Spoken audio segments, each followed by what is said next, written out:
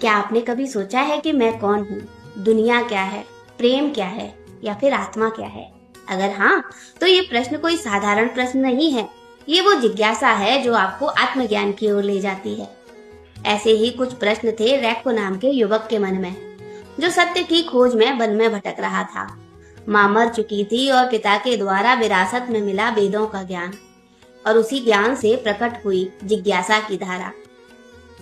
अचानक वन में भटकते हुए उसने एक देखी बैलगाड़ी और देखी एक अप्सरा जावाला। यहीं से प्रारंभ होता है आचार्य हजारी प्रसाद द्विवेदी जी का लिखा हुआ उपन्यास अनाम दास का पोथा। यह केवल एक कहानी नहीं है, बल्कि सत्य की खोज है।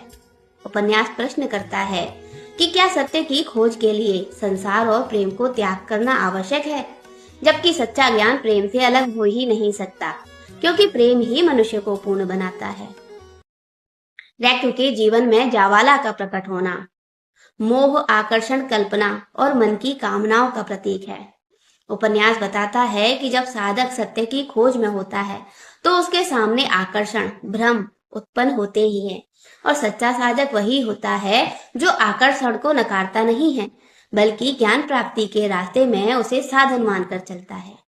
और अगर आपको लगता है कि वन में बैठा हुआ साधक मौन और शांत है, तो उसके भीतर चल रहे प्रश्नों की भीड़ को आपने कभी देखा ही नहीं।